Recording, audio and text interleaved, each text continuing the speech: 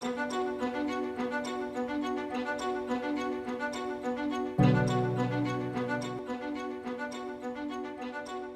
afternoon, everybody. Thank you for joining us again for another session of EI Live for K-12 students and educators, brought to you by the Earth Institute at Columbia University. My name is Cassie, and I'm the Director for the Office of Education and Outreach, and my job is pretty much geared towards bringing our scientific research to different audiences, including K-12 students and educators. For those of you who are not familiar with the Earth Institute, our core mission is to foster a greater understanding of the science behind sustainability, the climate crisis, and what we as global citizens can do. Experts that make up the Earth Institute include earth scientists, economists, business and policy experts, specialists in public health and law, researchers, teachers, and students. The Institute is actually made up of more than 24 or so research centers and several hundred people who collaborate across many different disciplines and departments across Columbia University. So what we're hoping to do with these EI Live K-12 sessions is to introduce you to our very interdisciplinary work through our experts. We'll have sessions until the end of June for K-12 students and educators, and we're soon going to be sending out an email with all of the information about these sessions, where you can watch previously recorded sessions, upcoming sessions on our EI Live website. So today we're going to hear from Sheean Haley at the Lamont-Doherty Earth Observatory at Columbia. She's going to be leading us through a discussion about microscopic superheroes in the ocean and how they are super important for our planet. Sheean is going to be asking questions throughout her presentation, and we'll be seeking answers from you using the chat box just to the right of the window on YouTube where you're viewing this session. Aside from using the chat box to answer questions, you can also use it to ask questions, and we'll be monitoring that throughout the talk. And once Sheean is done her presentation, we'll be sure to go back and have her address all of your questions. You can also feel free to email me your questions directly if you don't want to use the chat box. Once the session is done, we're going to share a link with everybody who registered for the event to the same email you used to register for the event so that you can access the recording later on. Just so you are all aware, we do make the video private for a few days after the session so that we can edit it, and we'll get it up as soon as possible, and we'll share an email with you when the video is ready. So if you are having any technical difficulties, please just email me directly. And so without further ado, here's Sheean. Go ahead. Thanks, Cassie, and welcome to everyone who's joined us. My name is Sheean Haley, and I'm a biological oceanographer at Lamont-Doherty Earth Observatory. And what that means as a biological oceanographer is that I study living things in the oceans. And today I'm going to tell you about some organisms in the ocean that you might not have heard of. You probably have never seen. They're microscopic, and yet they are extremely important to life on Earth. And I hope that once I'm done, you'll agree with me that they are microscopic superheroes in the ocean. And as Cassie mentioned, I will be asking some questions throughout, so please feel free to participate and answer those questions. And if you have any questions of your own that come up, you can enter those into the chat box. So let's get started. Okay, before we talk about all the things we can't see, let's talk about what we can see, the oceans. Most of our planet is covered with water, and this is an iconic image called the blue marble, an iconic image of our planet. And it was first taken in 1972 by the crew of the Apollo 17 spacecraft. And around 2012, NASA gave the image a major reboot, and they got a super high resolution image. So we have more detail than we've ever had before. So our Earth, our blue marble, is about 71% covered in water. That's about 3/4 of a pizza. So that's a lot of water, much like that would be a lot of pizza to eat. And Actually, most of that water is salty, much like a pizza. So most of our planet is covered with water, and most of it is salty. And there are 5 oceans. Here's my first question for you guys. Can you name the 5 oceans? So I'll give you some time to put together a list. There are 5 oceans.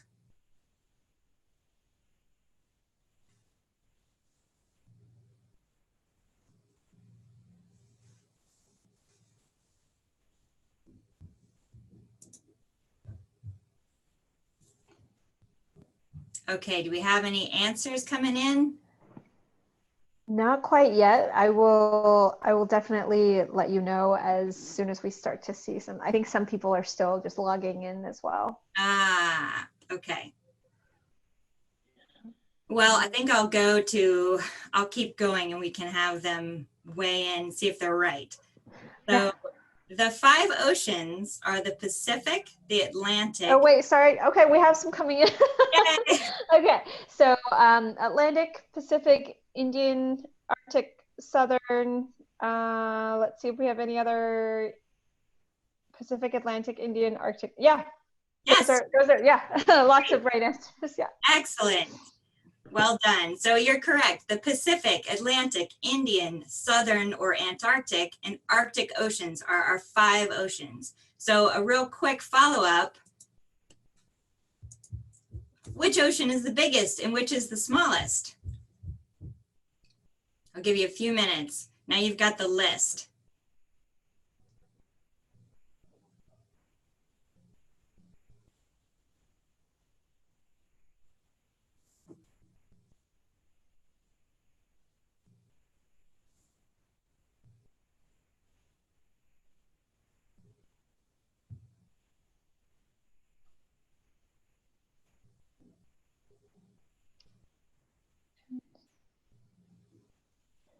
So one sec while we, okay, so Pacific is the largest. I'm gonna give it another minute before for some other answers. We have, okay, so Pacific, and let's see about the smallest. Smallest is the Arctic. Excellent. Yeah, great. Those are correct. The Pacific Ocean is our biggest ocean, and the Arctic is our smallest ocean. So these oceans, these 5 oceans, are incredibly important to the habitability of our planet. And you'll probably hear me use that word habitable or habitability a lot during this course. And it simply means the quality of being good enough to live in. The oceans are the main component of Earth's hydrosphere. They're integral to life. They form part of the carbon cycle, and they influence climate and weather patterns. And the water contained in these 5 oceans is 97% of Earth's water. So that's a lot of water. And just to give you some kind of a visual perspective, I mentioned before that most of the water that covers the planet is salty, 97%. And if you had a glass of water, this is what that would look like. You just have the tiniest of layers of fresh water floating on the top, and the rest of your glass of water would be salt water. And actually, most of the fresh water is frozen in glaciers and ice caps. So a tremendous amount of water is salt water. So all that space means that the oceans are a very big home for life. In fact, 99% of the habitable space, there's that word again, is in the ocean. So again, habitable just means the quality of being good enough to live in. And the world ocean is the habitat for some 230,000 known species. But because much of the ocean, our 5 oceans, is unexplored, the number of species that exist in that space is probably much, much, much higher than 230,000. In fact, it could be over 2 million. And if you think about it, we've mapped 100% of Mars, and we've only mapped 5% of the oceans. So we have a lot more exploring and discovery to do. But of those 230,000 known species, many of them are big, or at least big enough that we don't need a special tool like a microscope to be able to see them. And I'd like to highlight some that you might not know or maybe haven't seen in a while because they're fun. The first is this guy over here in the top left. This is a narwhal. This is a marine mammal. And below the narwhal, we have cuttlefish. And cuttlefish are cephalopods, just like octopuses. And below the cuttlefish are dolphins. Those are marine mammals too. And in the upper right-hand corner with the big gaping mouth, that is a whale shark. And below that, a sea star and a jellyfish. And in the center, that colorful red fish with the big eye, well, he's called a big eye. So as charismatic and colorful as these animals are, they are, believe it or not, relatively rare. In fact, the world oceans are actually a big home for mostly really, really tiny stuff, tiny organisms. And most of the time, if you were to take a peek underwater, this is what it's going to look like.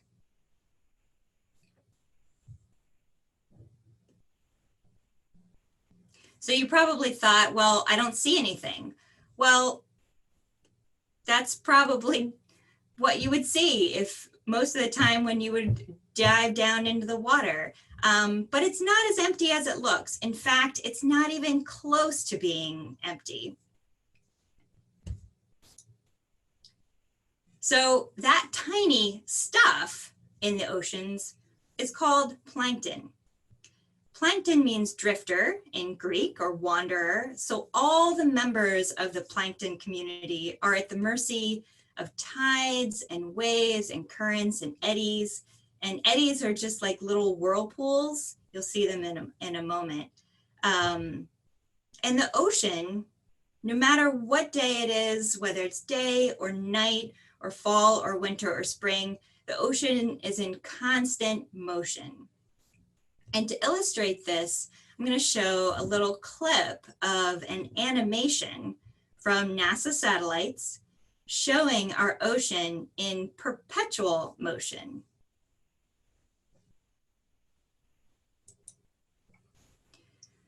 So the white wisps that you're seeing are representative of currents and eddies, and you'll see that the video is tracking towards the east coast of the United States. And this long kind of swirling current is actually the Gulf Stream, bringing warm water up the east coast of the US. The video is going to track south towards South America and Africa, and you can see those little whirlpool-like shapes. Those are eddies. Here's a current that stretches from between Africa and South America.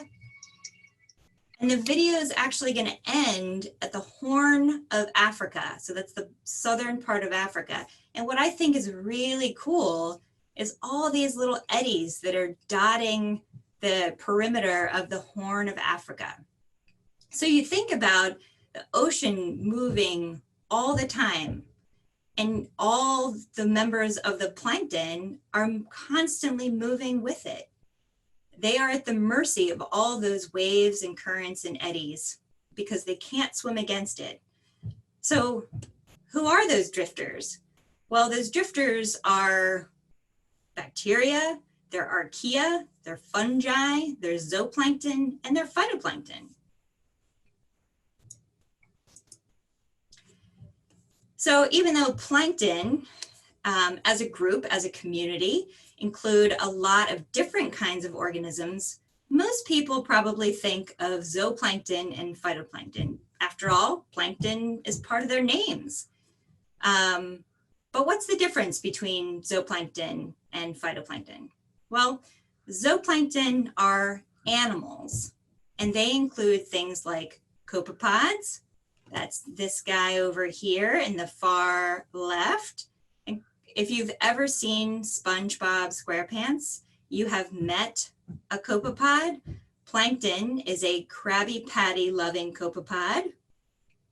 And below the copepods, you have krill. So krill are a really important food source for marine mammals like whales. And below the krill, you have salps. Salps are a kind of tunicate. And here we have ctenophores. Sort of looks like a little ghost, but a glowing ghost. And ctenophores are gelatinous like jellyfish, but they're actually not that related, not that closely related to jellyfish. And below the ctenophores is a crab larvae, this guy here. And what's really cool about crab larvae and also the spiny lobster larvae below it is the crab and the lobster, they are only members of the plankton community, so at the mercy of tides and currents and waves, when they are babies. When they become adults, they are no longer at the mercy of waves and tides and currents, and they are no longer going to be members of the zooplankton, of the plankton community. So they spend part of their life cycle as plankton and part of their life cycle not as plankton, which I think is really interesting. So one group of that makes up plankton are zooplankton, and the other group are phytoplankton. So phytoplankton are plant-like organisms, and they are so cool that they're going to be the focus of the rest of this little talk. Okay, phytoplankton, my favorite. So you already learned that plankton means drifter. And phyto, the part of the word phyto, is derived from the Greek word for plant. So phytoplankton are plant or plant-like organisms. Phytoplankton are microscopic. In fact, most phytoplankton are smaller than the diameter of an average human hair. So yes, that is absolutely true. And I'm going to give you guys some perspective on that. Okay, how can we put that into a framework that we can understand? It's hard when things are so small to get a sense for how they relate to things we know. Well, the diameter of a human hair, an average human hair, is about 80 microns. So that's less than 1/10 of a millimeter. And if you magnified a human hair, you'd see that even though it's really small, it's not even close to being as small as things like dust, which is 25 microns, pet dander, which is 5 microns. Bacteria are about 1 micron. And oh yeah, what about viruses? They're teeny. They're about 0.1 micron in size. And phytoplankton, most phytoplankton, range in size from about 2 microns to about 200 microns. And again, this is a range. There are some phytoplankton that can get bigger than 200, but this is a range. So time for a quick math question. If an average human hair is 80 micron across, how many 2 micron phytoplankton would fit across it? I'll give you some time to enter your answers into the chat box and for Cassie to report back. Great.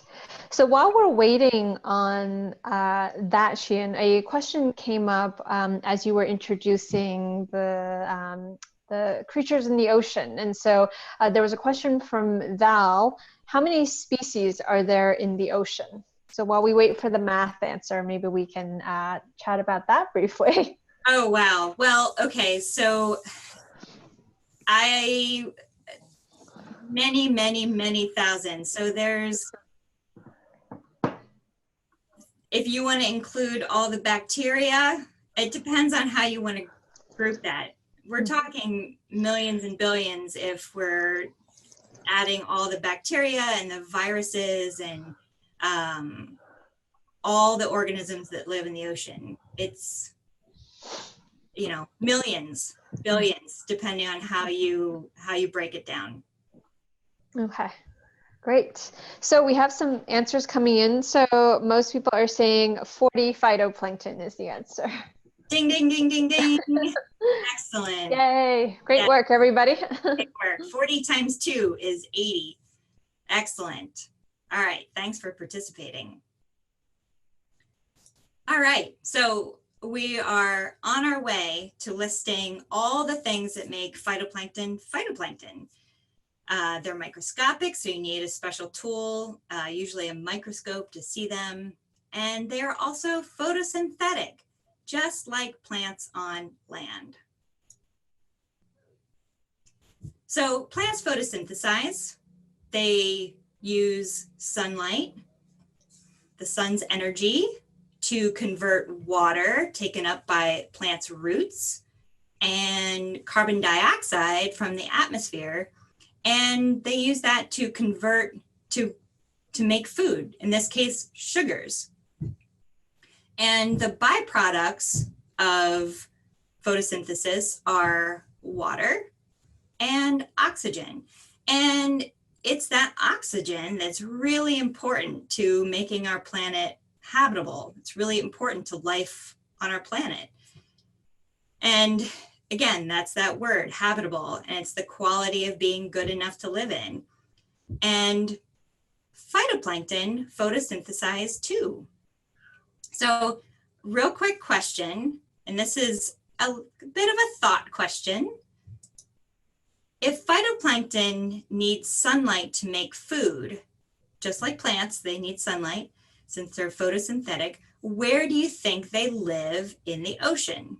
So I'll give you a few minutes to, or hopefully not too many minutes, to answer that question. And if Cassie has any other questions that have come in, I will answer those. I do. So while we wait to hear the answer for that, we have a question from Gloria, which is, does the size of plankton depend on what nutrients they ingest?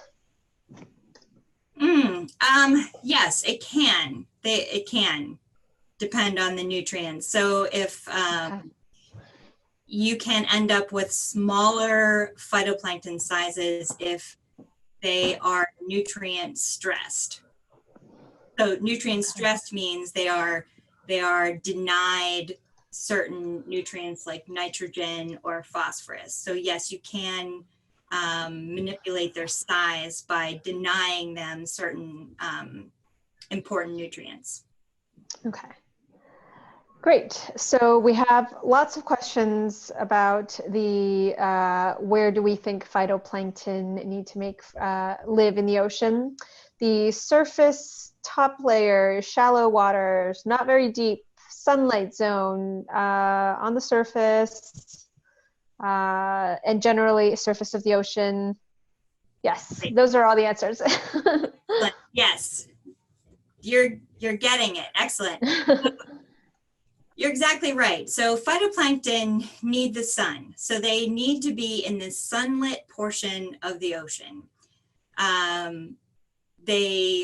That's called the photic zone. So they don't want to be on the very, very surface because they'll get a sunburn, but they like to stay in the portion of water where they can get light. If they are too deep, they can't photosynthesize and they can't do what they need to do to get food. So you're exactly right. They need to be in the sunlit portion of the ocean, and that's called the photic zone. So you might think that because phytoplankton are small, their ability to photosynthesize might not matter, but it does. Oh boy, does it. Photosynthetic marine phytoplankton are responsible for about 50% of the global oxygen. So something we really like to say is every other breath, thank the phytoplankton. And their photosynthesis contributes to making our planet habitable or livable. All right, so let's revisit that list of what it means to be phytoplankton. How can something so small have such a big impact on the air we breathe? Well, it's because phytoplankton are extremely abundant, so abundant that a teaspoon of seawater can contain as many as 1 million single-celled or one-celled phytoplankton. So think about that the next time you get a mouthful of seawater when you're at the beach.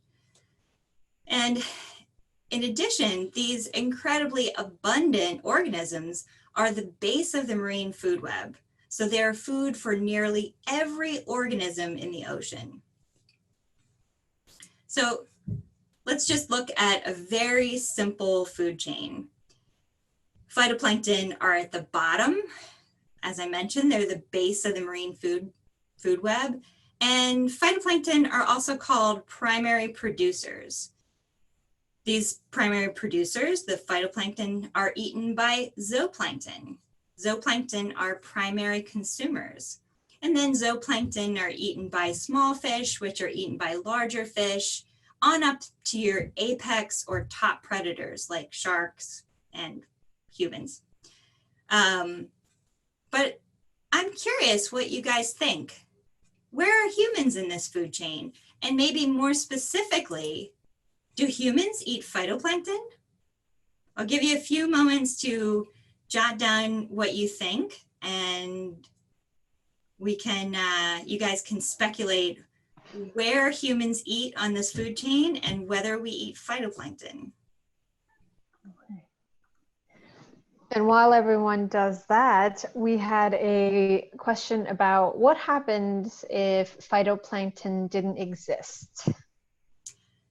If phytoplankton didn't exist, the thing that would happen the fastest is all the food that we rely on in the oceans would be gone. So there would be a colossal collapse of the organisms in the ocean, because you wouldn't have, it's like building a house. If you don't have a foundation, you have nothing to support the house.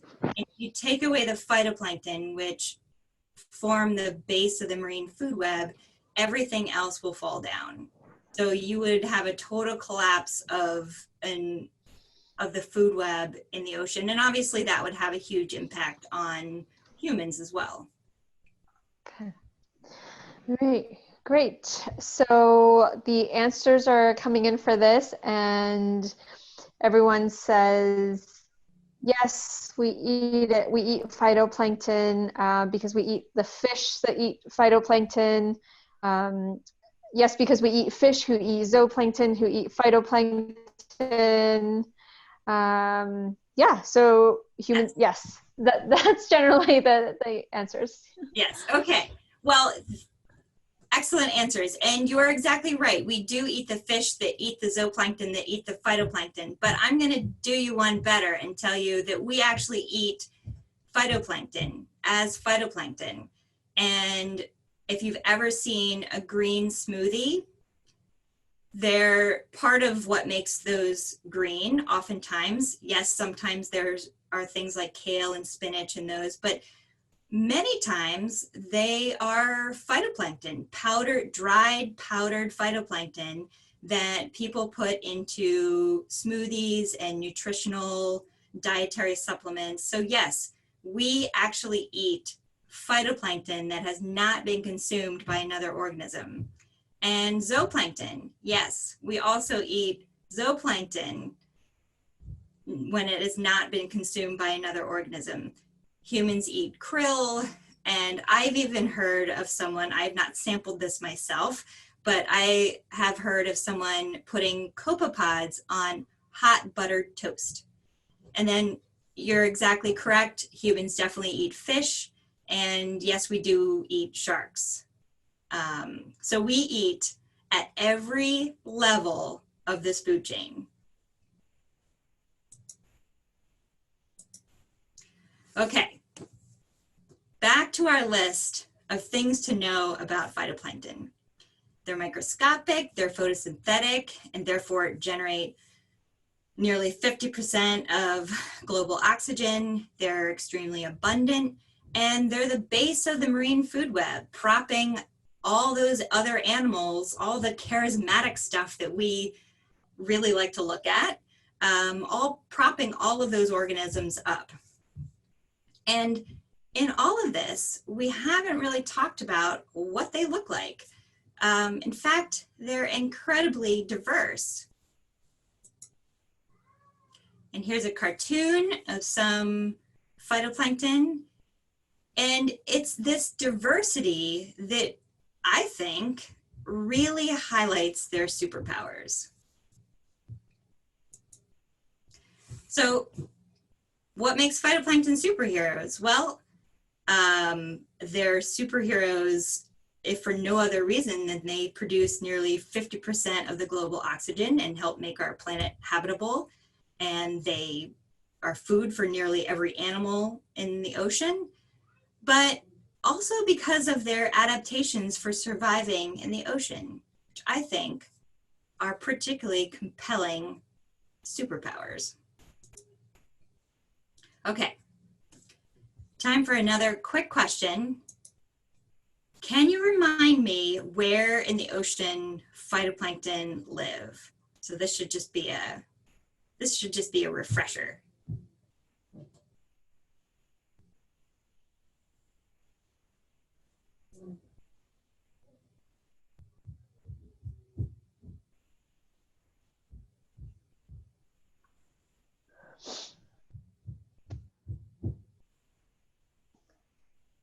So Sheean, we've got near the top. Yes. The top where there's sunlight, right. Phytoplankton need the sun, so they need to stay in the sunlit portion of the water. So remember, that's called the photic zone. So how do they do that? Remember, phytoplankton are at the mercy of the currents, waves, eddies, they're drifters. So while some phytoplankton are motile, so motile, that means they can move, it's not enough to keep them from sinking out of that critical sunlit portion of water where they can photosynthesize. So how do they do it? Well, instead, they have really important adaptations to make them sink very, very, very slowly. And some of those adaptations include being really small in size. And if you think about it, small things usually sink slower than big things. But it also helps to have a really flat or disc-like shape. Think about a frisbee versus a bowling ball. They also have bristles or spines or spikes. And what all of these different adaptations have in common is that they serve to increase the surface area of the phytoplankton. And so that helps create drag, and it slows them down as they move through the water.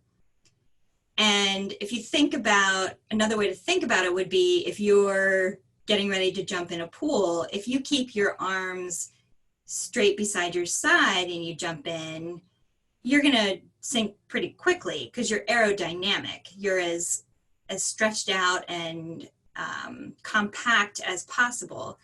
But if you put your arms and legs out and just kind of go into the water with everything out that you possibly can, you'll still sink, but you'll have more friction, more drag through the water. So you will actually sink just a little bit more slowly. So all of these things increase surface area and keep the phytoplankton sinking much, much, much more slowly. So let's take a look at one group of phytoplankton called diatoms. And diatoms are really special because their cell walls are made out of silica. So they have little glass houses. And I'm showing here 5 different types of diatoms. And these are real microscopic images. And they have really cool names. This one at the top that looks kind of like a star, that's called Asterianellopsis. It's kind of a mouthful, even for me. Thalassiocera is this big flat one. And this one here is Catoceras with the bristles, and Odontella and Cylindrotheca. So they have fun names. And this is by no means an exhaustive list of diatoms that exist in the ocean. It's just a few fun ones to look at. And you can see, I hope you can see all the adaptations that I just mentioned represented here. There's the one with the flat shape, Thalassiocera. There's bristles. Odontella has little bristles up here. There's spines and spikes. And those all help increase their surface area. So they sink really, really slowly through the water. Okay, time for another quick question. And it's just a reminder question. Who eats phytoplankton? I'll give you a few seconds to weigh in on that. And Cass, if you have any other questions, I'm happy to answer those. Sure, definitely. I have a list of about 8 questions, so plenty to talk about here.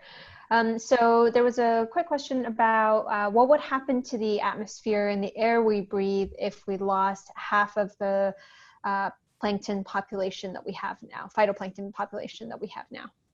Half of it?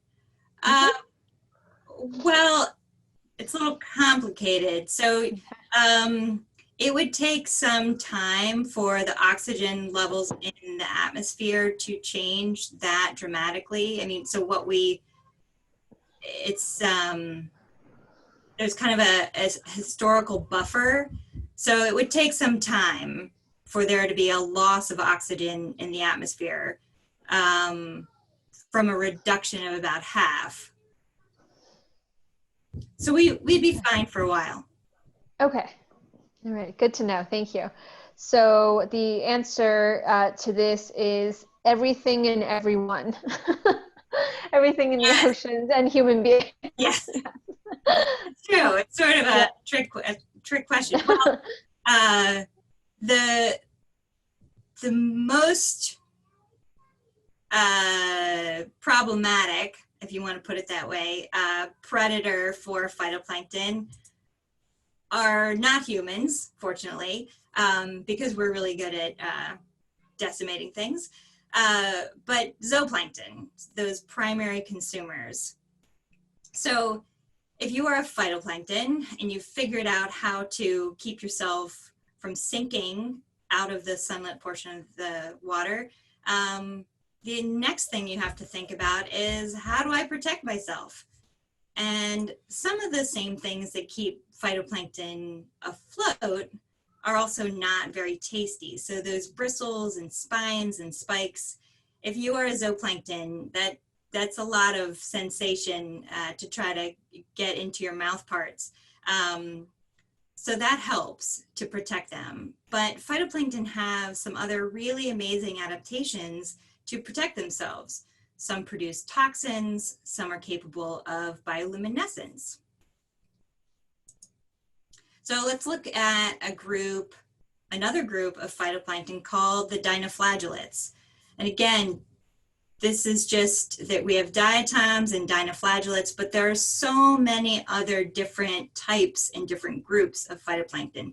I'm only showing a few here of what is out there. And as I mentioned before, we don't even know how many are out there. We haven't defined or discovered all of them by any means. So these are dinoflagellates, and again, I think you can probably see some of those same adaptations, the spines and the spikes and kind of the flat shape, like this guy over here, that help keep them from sinking and also might offer some protection from being preyed upon. You don't want to eat a really spiky thing. And these, I should also mention, are real microscopic images of dinoflagellates, and they have fun names, just like the diatoms. We've got serratium over here. Actually, there's two kinds of serratium. This one on the left is serratium, but so is this one that looks like it's got two big horns. And this one in the kind of right in the middle is called Karenia. And we think it's a fun one because it looks like a heart, or at least we think it looks like a heart. And this is Pyrocystis, this one that looks kind of like a teardrop or kind of an oval shape. And then this is Dinophysis down by my little cartoon. And some of these dinoflagellates, like Karenia right here, have other strategies for protection. Karenia produces really potent neurotoxins, and these toxins can cause fish kills and even marine mammals and even humans to become very sick or even die. And some dinoflagellates, like Pyrocystis over here, are actually bioluminescent. So what does it mean to be bioluminescent? And why would that be a way to protect yourself? Well, bioluminescence is when organisms make their own light. And there are many organisms that do it. You probably have seen some in the summertime when you see a field of lightning bugs, also called fireflies. But most of the organisms that can do it, that can bioluminesce, are in the ocean, like jellyfish, this guy over here. But why do you think organisms do it? Is it just a flashlight? Well, for some organisms, that's part of it. You know, some organisms in the ocean live really, really, really deep in the ocean where it's dark, and having a light to attract a mate or to attract food is really, really helpful. But there are lots of reasons why organisms might use bioluminescence. They might use it to communicate, as a warning to other members of their species, and also as defense. So we'll talk a little bit more about the defense after the next slide, but I'm wondering, can we see bioluminescence in phytoplankton? I've never seen phytoplankton bioluminesce during the day, and you only see lightning bugs and fireflies light up at night. Let's see if we can do it. Let's try it. Before I start the demonstration, I would like to take you on a little tour of our laboratory where we grow phytoplankton and introduce you to a few that we have growing in the lab. So here we are, we're in the lab, and you can see there are lots of big boxes. They look a lot like refrigerators, and this is how we grow phytoplankton. Just like a nursery can grow plants on land, we can grow phytoplankton on land too. We just need to give them lots of light and seawater. So let me introduce you to some of the phytoplankton that we have growing in our laboratory. Open this incubator, a special refrigerator for growing phytoplankton, and you can see it's really well lit, bright lights. And here in these glass tubes are different types of phytoplankton. You see they're different colors, and they're different colors because they have different pigments for photosynthesis.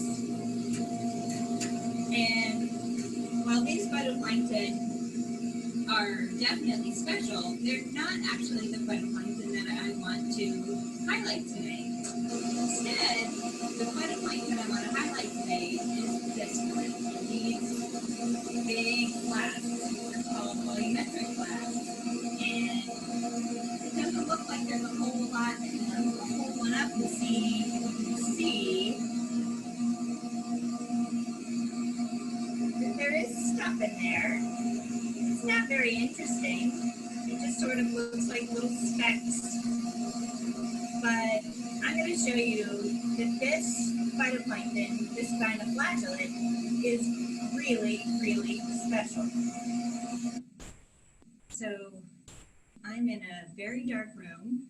I'm actually being illuminated by a red light, so that's why you can just barely see me. And outside in the light, I introduced you to the dinoflagellate Pyrocystis fusiformis. And in the light, it probably didn't look very special. It certainly didn't look bioluminescent, but I think in here, in the darkness, you shall see a whole new side of Pyrocystis. So with that, I'm going to turn off the red light, and I would like everybody to adjust their eyes to the darkness and watch.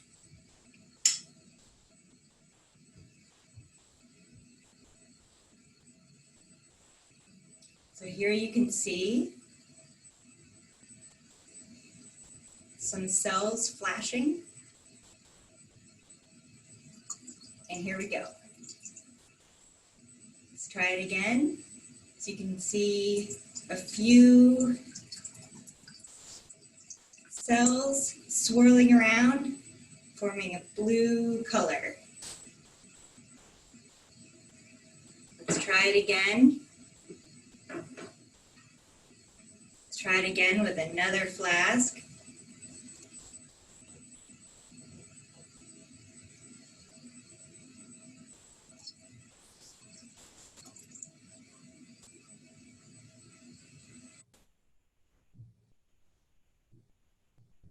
Okay, give everybody a little time to catch up, and then we can talk about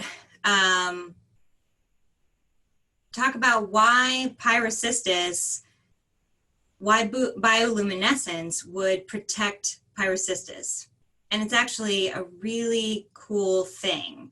So it's called the burglar alarm theory. So Pyrocystis bioluminesces to attract attention to its predator. And so when it's attacked, it bioluminesces and it illuminates itself as well as the predator.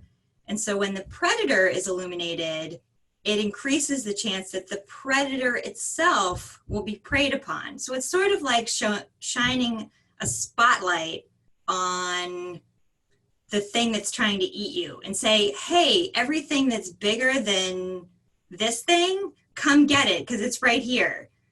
And that's how Pyrocystis uses bioluminescence to protect itself. And because I don't think we saw enough bioluminescence, and because I think bioluminescence is really cool, I think we should watch it again, just a little bit. 3, 4, hit me. Some fungi bugs and animals have lights that glow is true. Their lights shine bright in colors, red, yellow, green, or blue. The thought of this amazing sight might seem a bit intense, but when you look around at night, you'll see bioluminescence. Bioluminescence means you make your own light. Bioluminescence means you glow when it's dark at night. This may sound a bit absurd and not make a lot of sense, but let me assure you it's for real. Bioluminescence, hey, bioluminescence, ow! Okay, I love that. So, what makes phytoplankton superheroes? Well, I think it's their adaptations for surviving in a vast, constantly moving ocean that's full of organisms that want to eat them. They have incredible adaptations that keep them in the sunlight where they can photosynthesize. And they, despite being so small, they have pretty sophisticated strategies to defend themselves, to protect themselves. So I hope I have shown you that phytoplankton are microscopic superheroes. And with that, I would like to issue a challenge. I would like to challenge you, even though we can't really assign homework, and you're probably getting plenty of screen time, I would still like to issue a challenge. Phytoplankton have evolved really effective strategies for survival. Can you do it better? So can you innovate a brand new phytoplankton species with the tools it would need to survive in the ocean and use inspiration from the real life phytoplankton you saw today? So now it's your turn to think about how to design, how to draw a phytoplankton species with all sorts of incredible adaptations for surviving the ocean. And remember, the keys to survival are to stay in the sunlight and protect yourself from predators. And here's what you need. Well, some paper, preferably. If you're really good at drawing on the computer, you can, of course, do that. But I think it's really fun to do this on black construction paper. The colors get really punchy and poppy. You can use crayons, you can use markers, you can use paints, although markers, I will say, don't work so great for black construction paper. Oil pastels work really well with black construction paper, but you can use colored pencils. And of course, you need your imagination. And for inspiration, before you start your artistic renderings, these are 3 drawings from 5th graders who did this activity a couple years ago.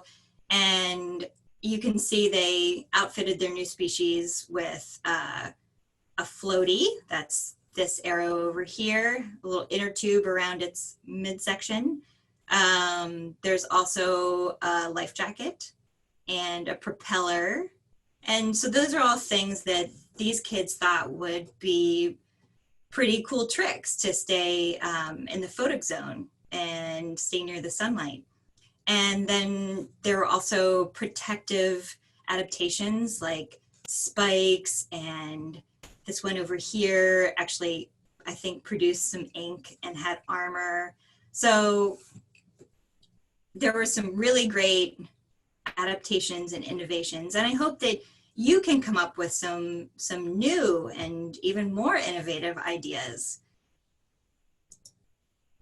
And oh, I should mention, and hopefully Cassie can help us out, but so if you do this activity and can and are willing to submit your drawings, we'll make sure that we post them online. I would love to see your creations and see how innovative you were able to be. And if this course has really gotten you interested in all the things that you can't see in the ocean, there are a couple books I'd like to highlight. Obviously, there are lots of resources online, but books are still a really great resource. And particularly now, obviously libraries are closed, but independent booksellers, I'm sure would be happy to help you find these titles. And they are, I'm quite sure, available on Amazon if you are not near an independent seller that can get them for you. And for teachers who may be watching, our lab at Lamont actually hosts a Science in a Suitcase style kit about plankton. and it's a free kit to borrow, and we have really flexible borrowing schedules. It can be really customizable for grade levels. All the resources are included, the lesson plans, and if you're interested, the website is here, and you can also message me directly. And with that, I will take any additional questions and say thanks. And but yeah, you should mostly thank phytoplankton. Okay, great. Thank you, Sheean. So we have quite a few questions, and we'll do our best to get through all of them in our remaining time. But if we don't get through them, we will definitely, you can definitely email me if you have additional questions for Sheean. So going back to the beginning, when you were first talking about the world and it being mostly covered by water, there was a question about if we have so much water in the world, why do we need to conserve it? Why is that important?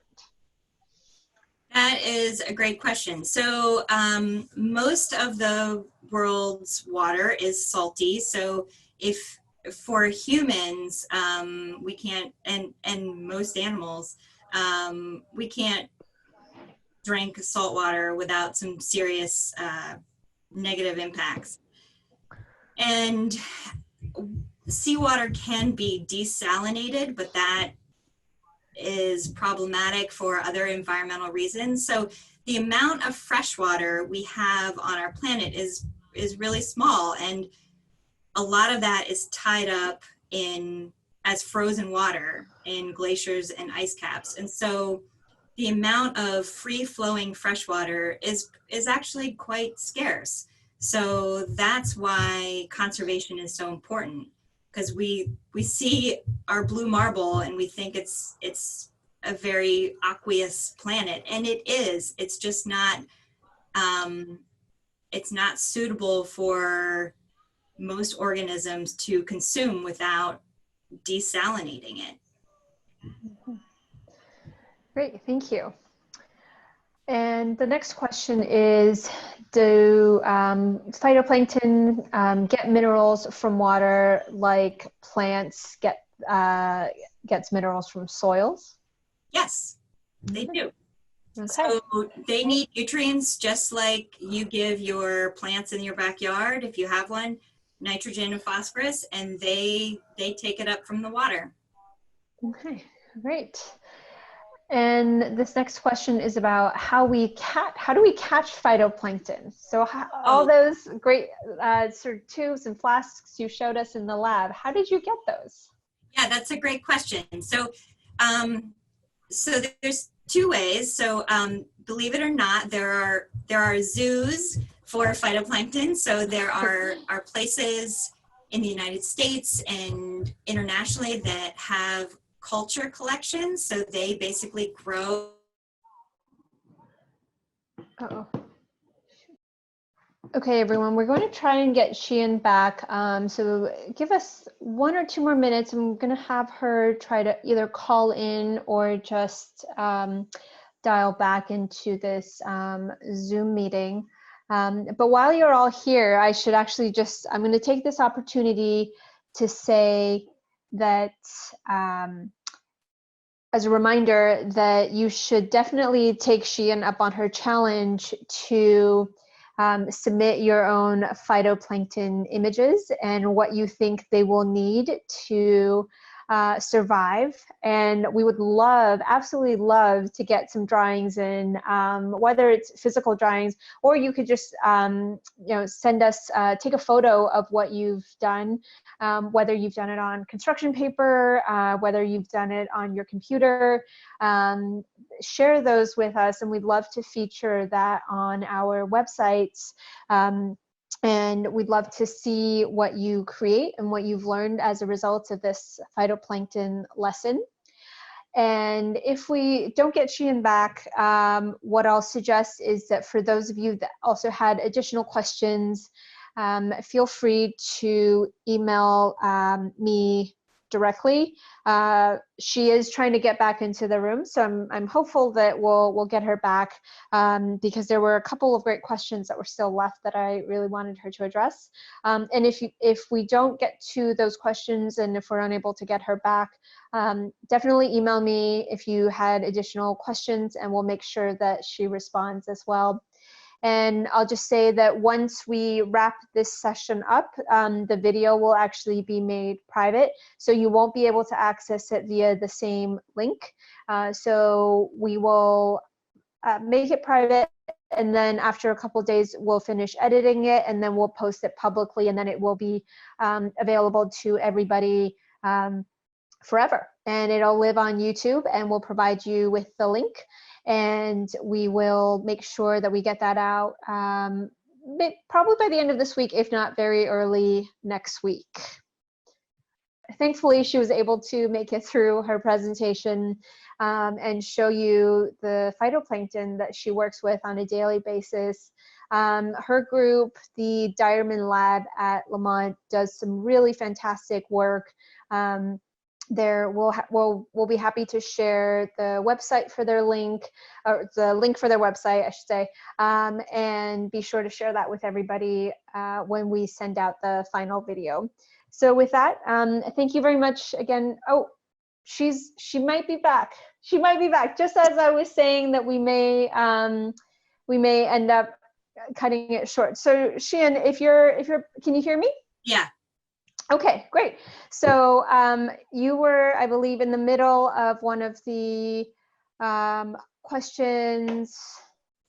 I can't remember. It was how you catch phytoplankton. Yes. I believe. Yes, right? So, okay, great. Right. So there's the zoo option, but then if you want to, since just like a zoo, they don't have all the critters that you want oftentimes. If you want to go out into the field, into the ocean and collect them, what you need is basically a big sock. So it's called a plankton net, and it has a big kind of nylon net with very, very small holes, and it really looks like a windsock or a pair of pantyhose with a ring holding it. And you drag that through the water, and it has a cup on the end, and the phytoplankton gets stuck in the cup. And then you bring the cup back up on land, and you have to use a microscope to try to pick out what you want and what you don't. And then hopefully they keep growing. Okay, awesome, great. So I'm going to ask one more question, and then we are going to wrap up. The question was about the bioluminescence, and if that was a way that phytoplankton, do they bioluminesce to communicate with each other? And yeah, so I thought that was a really interesting question. Yeah. Yeah.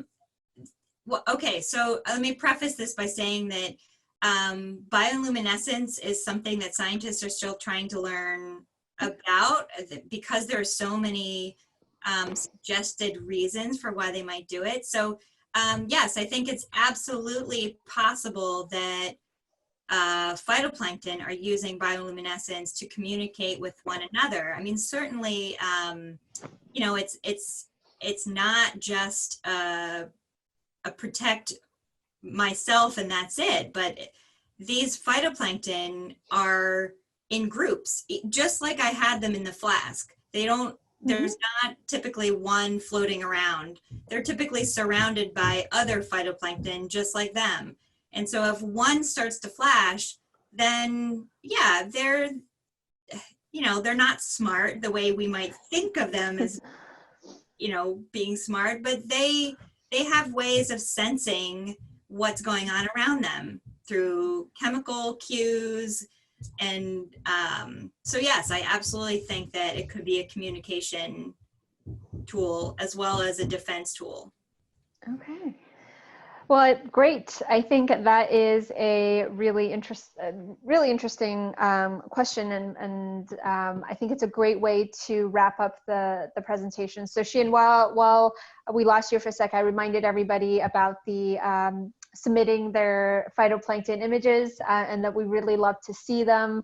And would love to feature them. So share with us, email me directly, share with us what you end up creating. This would be a great activity to do with siblings or with your parents or with other friends. Challenge your other friends.